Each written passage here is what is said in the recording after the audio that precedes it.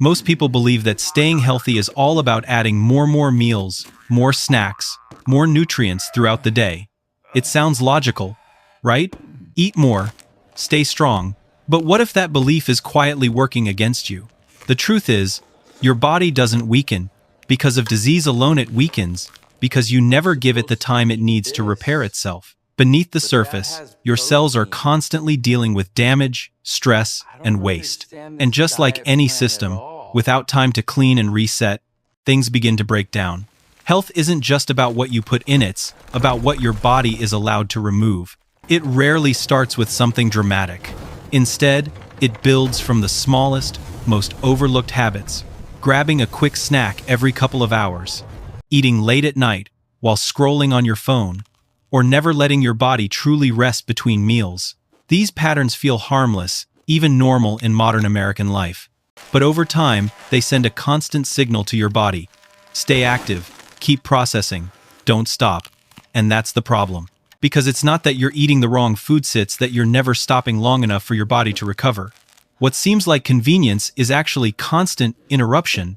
Here's the mistake nearly everyone makes: believing the body needs a steady stream of food to function properly. From breakfast to late-night snacks, we've been conditioned to think that more frequent eating equals better energy and health. But biologically, the opposite can be true. When you eat constantly, your body stays locked in growth mode, focusing on digestion and storage instead of repair. The internal systems responsible for cleaning up damaged cells never fully activate. So while you think you're fueling your body, you may actually be preventing it from healing. And once you understand this, it changes the way you see every meal.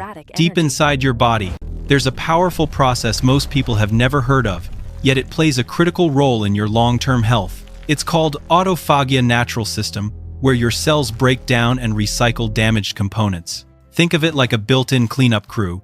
Old proteins, malfunctioning parts, and cellular junk don't just sit there forever. They get dismantled and reused to build something better. This process is essential for slowing aging, improving resilience, and protecting against disease. But here's the catch: autophagy doesn't turn on when you're constantly eating. It needs a window of stillness, a break from incoming fuel to begin doing its work.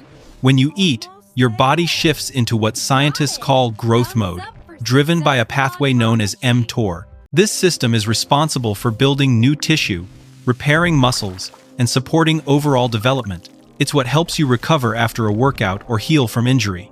In a culture that values productivity and constant input, mTOR feels like the hero. It's active, efficient, and always moving forward. But like any system, it was never meant to run non-stop. When mTOR stays constantly activated due to frequent meals and snacks, your body prioritizes growth at the expense of maintenance. And without maintenance, small problems quietly begin to accumulate. On the opposite side, there's another system called AMPK, often described as your body's energy sensor.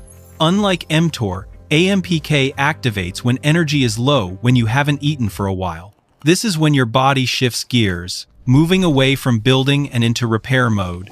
Instead of focusing on growth, it begins conserving energy, fixing damage, and optimizing internal function. This is the environment where autophagy thrives. In many ways, AMPK represents something we rarely allow in modern life: pause, efficiency, and internal reset. And without activating this state regularly, your body misses out on one of its most important healing mechanisms. At the center of this entire system is one key hormone: insulin.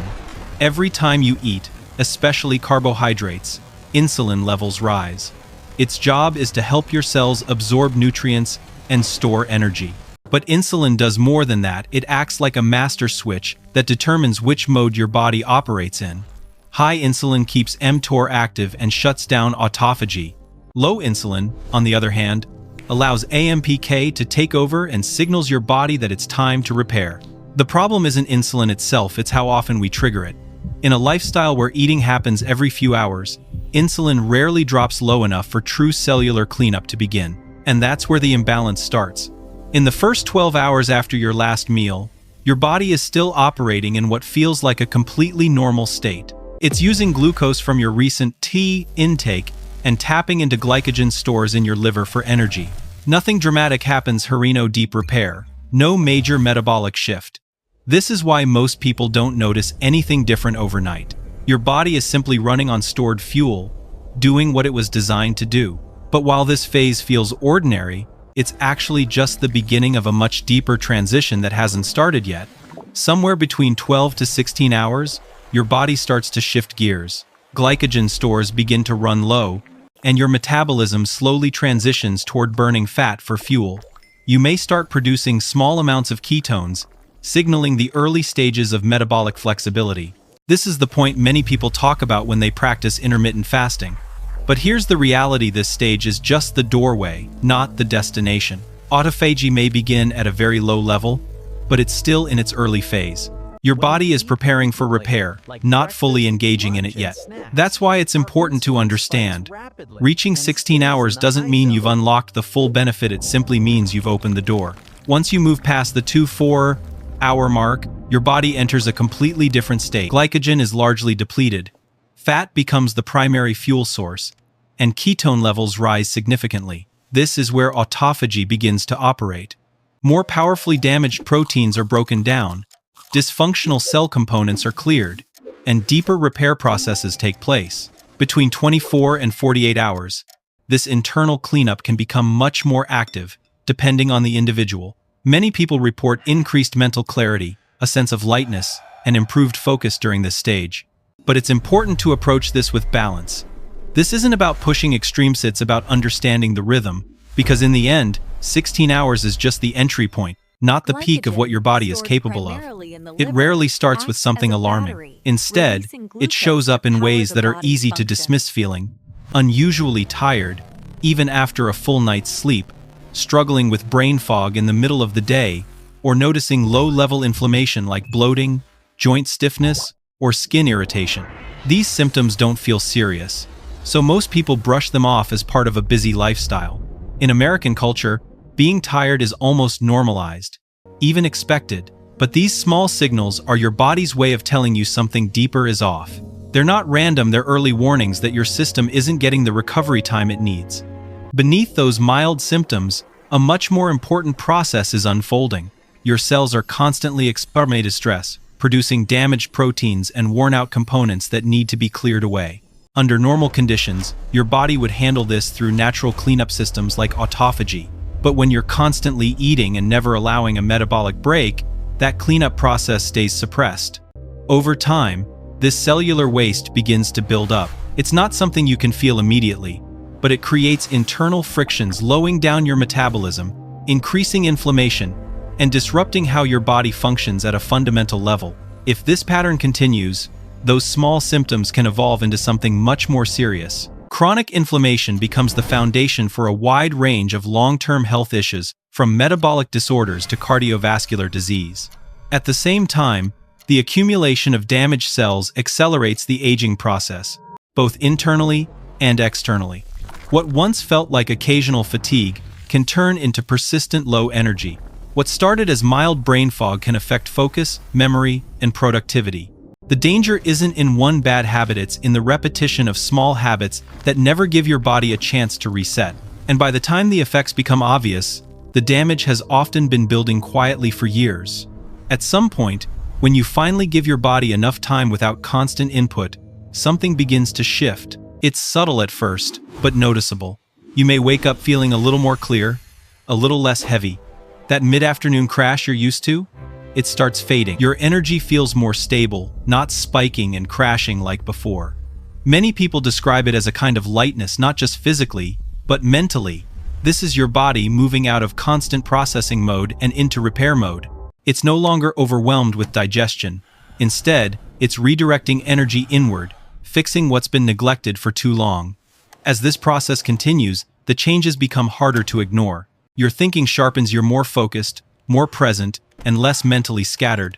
Tasks that once felt draining now feel manageable. Inflammation begins to drop, which can show up as less bloating, fewer aches, or even clearer skin. You might notice your mood becoming more stable, with fewer emotional swings throughout the day. These aren't dramatic overnight transformations, but steady improvements that build over time. And what surprises most people is that these benefits don't come from adding something new, they come from finally giving the body the space it's been asking for all along. At a certain point, it stops feeling like a method or a strategy and starts feeling like a realization. You begin to understand that your body was never broken, it was just never given the chance to do what it's naturally designed to do. Many people reach this moment in their own way, whether it's after a longer fast, a consistent routine, or simply paying closer attention to how they feel. And that's when the mindset shifts. You're no longer trying to control your body, you're learning to work with it. Because the truth is, your body has always known how to heal. You just had to step out of the way long enough to let it happen. At the end of all this, the takeaway is surprisingly simple, and that's what makes it powerful. You don't need extreme diets, complicated routines, or constant restriction to support your health. In fact, pushing your body to extremes can often do more harm than good. What your body truly needs is balance, a natural rhythm between eating and resting. It's not about eating less. It's about giving your system the space to function the way it was designed to. Even small gaps between meals, like 12 to 16 hours, can begin to restore that balance. When you stop overwhelming your body with constant input, you allow it to reset, repair, and perform at a higher level. Health, in many ways, is less about doing more and more, about knowing when to pause. So here's a simple challenge you can start today. Instead of focusing on what to eat next, focus on when to stop eating. Try giving your body a 12 to 6-hour break and pay attention to how you feel. Notice your energy, your focus, your mood. You might be surprised by what changes when you create just a little space. Because the truth is, you don't need to eat more to feel better, you need to eat at the right time. If this perspective gave you a new way to think about your health, drop a comment and share your experience. What did you notice when you gave your body time to reset? Your story might be exactly what someone else needs to hear.